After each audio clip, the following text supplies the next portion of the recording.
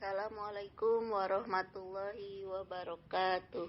Selamat pagi, salam sejahtera bagi kita semuanya. Semoga kita semua dalam keadaan sehat walafiat. Amin. Sebelum ke materi, mari kita berdoa terlebih dahulu. Mari kita berdoa menurut ajaran dan kepercayaannya masing-masing. Berdoa dimulai.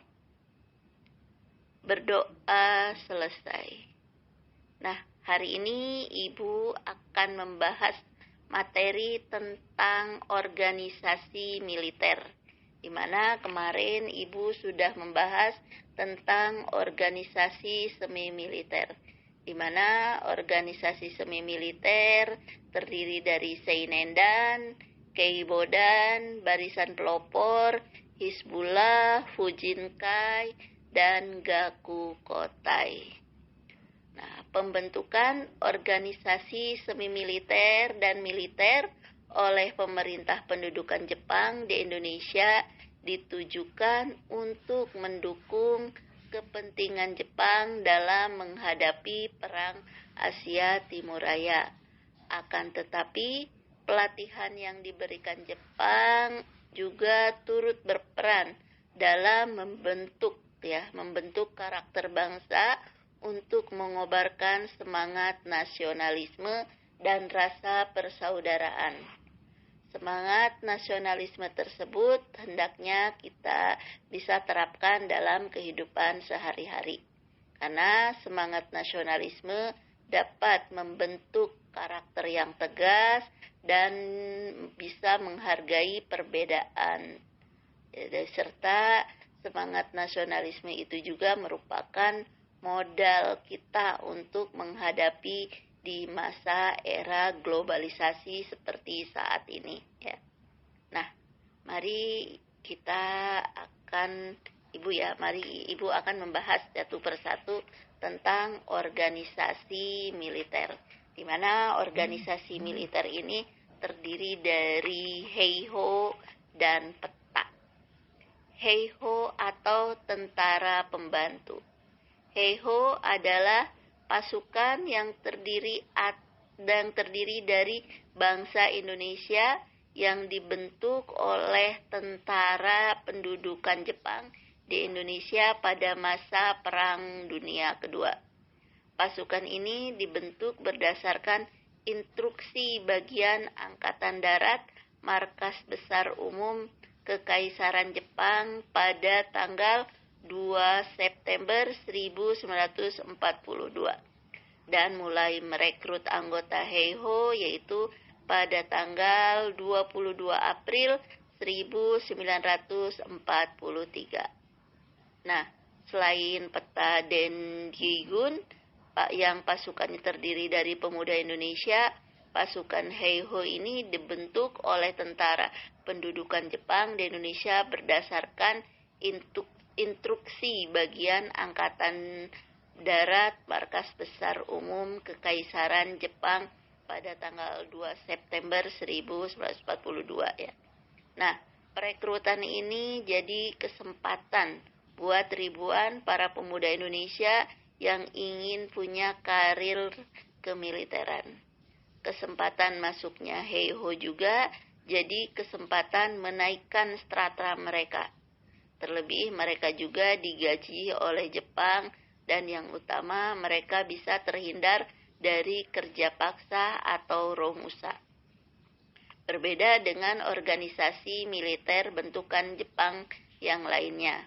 Para pemuda Indonesia yang direkrut Heiho tak pernah diberi pangkat yang tertinggi, selayaknya mereka yang menggabungkan diri ke peta atau Geigun, ya, di mana mereka tidak ada pangkatnya yang tertinggi, karena yang tertinggi pada saat itu adalah perwira, dan perwira pun hanya diberikan gelar kepada militer Jepang, ya.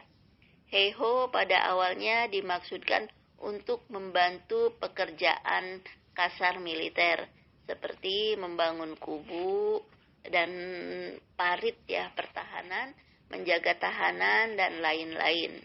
Dalam perkembangannya Heiho seiring semakin sengitnya pertempuran, Heiho dipersenjatai ya dan dilatih untuk diterjunkan di medan perang. Bahkan ada yang hingga ke Morotai dan Burma. Walaupun organisasi Heiho dan Peta pada awalnya dibentuk oleh Jepang, namun pada perkembangan selanjutnya organisasi militer ini bermanfaat sebagai modal perjuangan dalam usaha-usaha mencapai kemerdekaan. Nah, dimanapun ada syarat-syaratnya yang menjadi anggota Heiho, antara lain berbadan sehat, berkelakuan baik, berumurnya antara 18 sampai 25 tahun, dan berpendidikan terendah yaitu sekolah dasar atau sekolah rakyat. Nah, skill atau keahlian militer para anggota Heiho tak kalah cemerlang. Terlebih soalnya perang gerilya yang sangat berarti di kemudian hari untuk menangkal agresi Belanda. Karena pada saat itu Belanda ingin menguasai Nusantara kembali ya, pasca proklamasi 17 Agustus 1945. Nah, sampai akhirnya masa pendudukan Jepang, jumlah anggota Heiho mencapai 42.000 orang. Prajurit Heiho juga dikirim ke luar negeri untuk menghadapi pasukan sekutu. Antara lain ada yang ke Malaysia, ada yang ke Burma, Myanmar ya, dan juga ke Kepulauan Salomon. Heiho dibubarkan oleh Panitia Persiapan Kemerdekaan Indonesia atau PPKI setelah Jepang menyerah kepada sekutu. Nah, di sini Heiho ini ya, anggota Heiho ini mempunyai kelebihan ya. Kelebihannya karena anggota Heiho itu dilatih secara kemiliteran, terus kedudukannya sebagai prajurit Jepang di medan perang. Terus juga anggota Heiho ini mempunyai tugas ya, yaitu pemegang senjata anti pesawat, tank, dan juga artileri ya. Nah, di mana di situ anggota Heiho yaitu untuk membantu perang Jepang melawan sekutu. Nah, yang kedua yaitu peta. Peta adalah kesatuan militer yang dibentuk Jepang di Indonesia dalam masa pendudukan Jepang. Tentara Pembela Tanah Air dibentuk atas Prakarsa Gatot Mangkupraja pada tanggal 3 Oktober 1943. Berdasarkan maklumat Osamu Seirei nomor 44 yang diumumkan oleh Panglima Tentara ke-16 yaitu Letnan Jenderal Kumaikichi Aranada. Beliau adalah orang yang membentuk organisasi Jawa Hokokai juga ya. Nah, pembentukan peta dianggap berawal dari surat Raden Gatot Mangkupraja kepada Gun Seikan atau kepala pemerintahan militer Jepang. Pada bulan September 1943 yang antara lain berisi permohonan agar bangsa Indonesia diperkenankan membantu pemerintahan Jepang di medan perang. Pada pembentukannya banyak anggota Seinen Dojo atau barisan pemuda yang kemudian menjadi anggota senior dalam barisan peta. Ada pendapat bahwa hal ini merupakan strategi Jepang untuk membangkitkan semangat patriotisme dengan memberi kesan bahwa usul pembentukan peta berasal dari kalangan pemimpin Indonesia sendiri. Nah, peta mengenal 5 macam tingkat kepangkatan sebagai berikut. Ada komandan batalion atau Daidancho dipilih dari kalangan tokoh-tokoh masyarakat seperti pegawai pemerintahan, pemimpin agama, pamong praja, politikus, dan penegak khusus. Ada komandan kompi atau Judancho dipilih dari kalangan yang telah bekerja tetapi belum mencapai pangkat yang tinggi seperti guru sekolah ya, dan juga juru tulis. Di mana ada komandon peleton atau Sodancho dipilih dari kalangan pelajar-pelajar lanjutan tingkat pertama atau sekolah lanjutan tingkat atas. Seperti dalam kemarin itu adalah dalam organisasi semi militer, yaitu adanya seperti Fujinkai ya. Nah, yang keempat yaitu komandan regu atau budancho dan komandan pasukan sukarela atau gyuhei. Dipilih dari pemuda dari tingkatan sekolah dasar ya, yaitu atau gakukotai. Nah, di mana di sini para pemuda yang menjadi anggota PETA dapat dibedakan menjadi 3, yaitu mereka yang menjadi anggota PETA dengan semangat yang tinggi. Mereka yang menjadi anggota PETA harus dipengaruhi orang lain, dan mereka yang menjadi anggota PETA dengan perasaan acuh tak acuh. Di antara mereka ada yang beranggapan bahwa kemenangan Jepang dalam Perang Pasifik akan membawa perubahan hidup bangsa Indonesia, yaitu sebagai bangsa yang merdeka. Di samping itu ada yang percaya bahwa ramalan Jayabaya bahwa Jepang akan meninggalkan Indonesia dan Indonesia akan menjadi negara yang merdeka. Untuk itu Indonesia memerlukan tentara untuk mengamankan wilayahnya. Ya, jadi ada untungnya ya, oleh Jepang itu bangsa Indonesia itu dilatih kemiliteran, sehingga mereka udah persiapan menghadapi dan mengamankan wilayah Indonesia ketika ada penyerangan-penyerangan dari Belanda. Karena pada saat itu setelah Jepang menyerahkan diri ya kekuasaannya kepada Indonesia, bahkan Belanda ingin kembali menguasai bangsa Indonesia ya. Sehingga di situ ada keuntungan setelah dilatihnya militer, sehingga bangsa Indonesia bisa mengamankan wilayah Indonesia dari jajahan-jajahan negara lain. Nah, para anggota PETA mendapat pendidikan militer di Bogor pada lembaga Jawabui Gyugun Kanbu Renseitai atau Korps Latihan Pemimpin Tentara Sukarela Pembela Tanah Air di Jawa.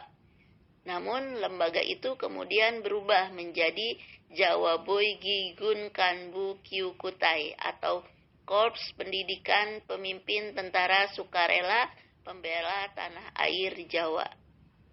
Setelah mendapat pendidikan, mereka ditempatkan pada daidan-daidan yang tersebar di seluruh Jawa, Madura, dan Bali. Nah, di sini dalam perkembangannya ternyata banyak sekali anggota PETA di beberapa daidan atau batalion yang merasa kecewa terhadap pemerintahan pendudukan Jepang. Kekecewaan tersebut menimbulkan pemberontakan, di mana pada tanggal 29 Februari 1945 perlawanan ini dipimpin oleh Sodanco Supriyadi, Sodanco Muradi, dan Dr. Ismail. Perlawanan ini disebabkan karena persoalan pengumpulan padi Romusa maupun Heiho yang dilakukan secara paksa dan di luar batas prikemanusiaan.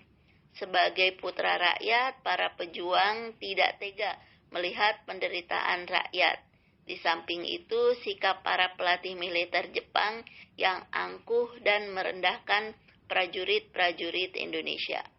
Perlawanan PETA di Blitar merupakan perlawanan yang terbesar di Jawa. Tetapi dengan tipu muslihat Jepang melalui Kolonel Katagiri atau komandan pasukan Jepang, pasukan PETA berhasil ditipu dengan pura-pura diajak berunding. 4 perwira PETA dihukum mati dan 3 lainnya disiksa sampai mati. Sedangkan Sodanco Supriyadi berhasil meloloskan diri, di mana anggota Supriyadi ini merupakan anggota PETA ya, dan juga ada satu lagi yaitu Sudirman. Supriyadi dan Sudirman ini adalah merupakan anggota PETA ya. Nah, pada bulan November 1944 meletus perlawanan Aceh terhadap Jepang yang dipimpin oleh Tengku Hamid. Latar belakang perlawanan ini karena sikap Jepang yang angkuh dan kejam terhadap rakyat pada umumnya dan prajurit Indonesia pada khususnya. Meskipun masih berusia sekitar 20 tahun, tetapi ia memiliki keberanian memimpin 2 peleton pasukan Gyugun untuk melawan Jepang dengan cara keluar dari asrama Gyugun di Jangka Buaya, Aceh. Kemudian membentuk markas pertahanan di lereng-lereng gunung.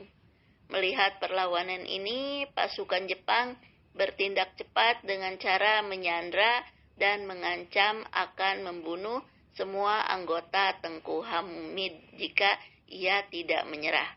Akhirnya Tengku Hamid pun terpaksa menyerah. Nah, terus adanya perlawanan peta di Gumilir di daerah Cilacap, yaitu pada bulan April 1945. Perlawanan ini dipimpin oleh pimpinan Regu Budanco Kusairi, ya. Nah, bersama rekan-rekannya, perlawanan yang direncanakan dimulai tanggal 21 April 1945 diketahui Jepang, sehingga Kusairi ditangkap pada tanggal 25 April 1945. Kusairi divonis hukuman mati, tetapi tidak terlaksana karena Jepang terdesak oleh sekutu. Nah, di sini akhirnya peta dibubarkan, ya. Kekalahan Jepang di Perang Pasifik berhubungan erat dengan bubarnya peta. Ketika pada tanggal 14 Agustus 1945, Kaisar Hirohito menyatakan kalah dari sekutu. Hal tersebut langsung dimanfaatkan oleh bangsa Indonesia untuk segera melaksanakan proklamasi kemerdekaan pada tanggal 17 Agustus 1945. 1 hari setelah proklamasi, peta dinyatakan bubar oleh Soekarno. Soekarno yang ditunjuk sebagai pemimpin RI yang baru terbentuk mendukung pembubaran peta daripada menjadikannya sebagai tentara nasional. Alasannya karena Indonesia tidak ingin mendapat tuduhan sekutu sebagai bagian dari Jepang, dan juga sebagai pernyataan bahwa Indonesia merupakan negara berdaulat sendiri. Nah, pada akhirnya TNI Tentara Nasional Indonesia itu berdirinya itu pada tanggal 1 Juli 1 Juli 1945 akhirnya diresmikan oleh pemerintahan Indonesia sampai saat ini, ya. Nah, disitulah akhirnya peta dibubarkan, sekaligus juga Jepang menyerahkan diri kepada bangsa Indonesia. Karena pada saat itu Jepang menyerahkan diri kepada bangsa Indonesia karena negaranya yaitu terjadi pemboman, yaitu di negara Jepang di daerah Nagasaki dan Hiroshima. Nah, akhirnya kekalahan Jepang menyatakan bahwa Indonesia itu merdeka, ya, dan diakui oleh Jepang dan juga diakui oleh negara-negara lainnya, ya. Sekian aja materi dari Ibu, yaitu tentang organisasi militer, yaitu ada Heiho dan peta, di mana Heiho dan peta ini adalah organisasi yang menjadikan bangsa Indonesia itu dilatih militer untuk menghadapi perang Asia Timur, ya. Tetapi ada untungnya, ya, setelah dilatih kemiliteran, akhirnya bangsa Indonesia banyak yang menjadi anggota militer, bahkan menjadi TNI pada saat itu, menjadi tentara-tentara penerus bangsa Indonesia, ya. Sekian aja materi hari ini. Mohon maaf apabila ada kekurangan dan kesalahan dalam penyampaian materinya, dan Ibu akhiri. Wabillahi taufik wal hidayah. Wassalamualaikum warahmatullahi wabarakatuh.